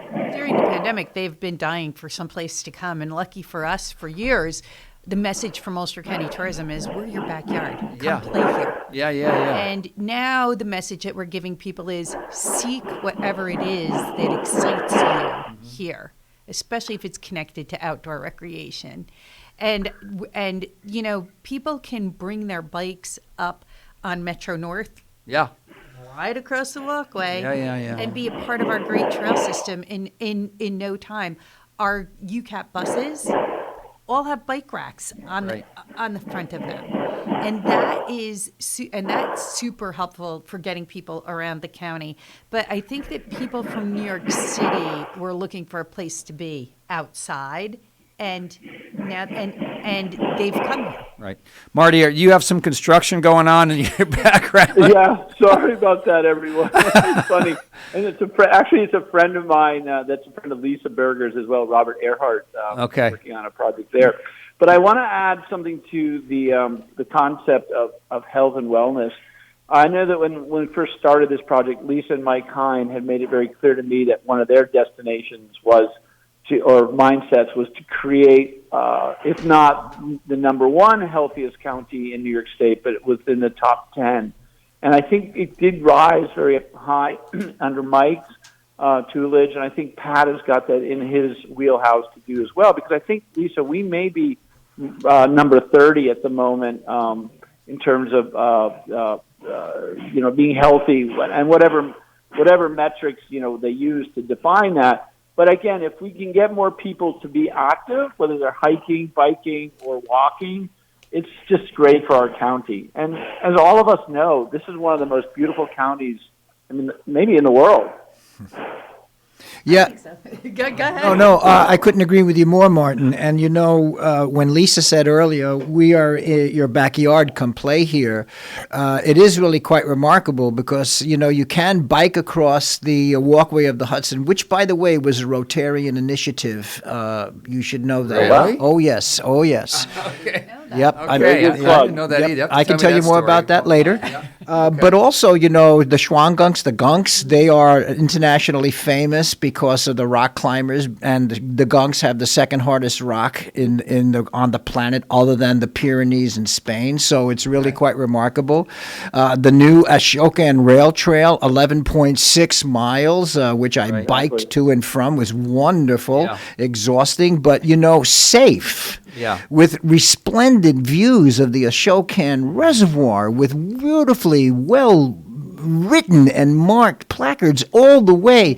You could take a field trip of a 5th grade class, and you could learn so much more about New York State's history just here in Ulster County.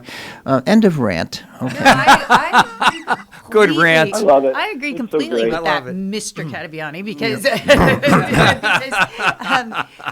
because they've done a great job telling the history, which helps connect people to that very special place, and we should do more of that with our outdoor recreation. Yeah. I think that's one of the real strengths of that rail trail, is just how it tells the story of the reservoir and our history and the communities that were there. Correct. And it is fascinating, as well as how unique the geology and geography is there, and a water supply for New York City. It's fantastic. It is remarkable. Martin, we have a few more minutes. I just want to give you an opportunity to speak to the event again, the website, tell people what's going on. Let me go back to something Lisa said that really resonates. The fact that we're able to highlight one of the most significant water supplies for one of the most populous, if not exciting cities in the world, just really speaks highly of just the reason to come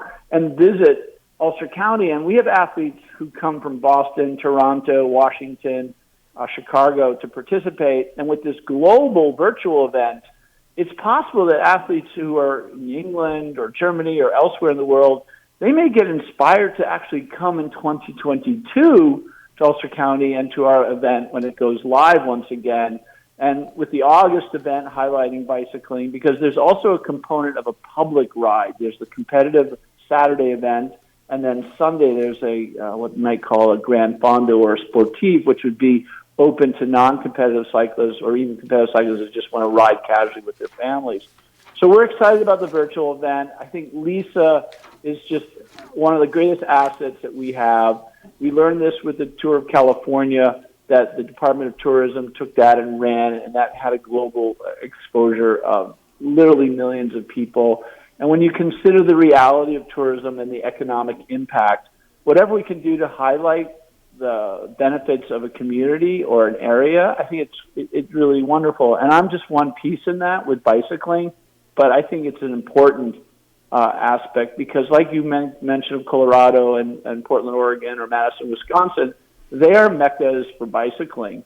And certainly the new homeowners that have come from other places like New York City, they may have that city bike experience and they want to continue riding. And I know Mayor Noble wants to make the livable streets of New York, of the city of Kingston, meaning that people ride their bicycles far more than use cars. So I'm really grateful to be always to share my enthusiasm. And Lisa, again, is a big champion of this.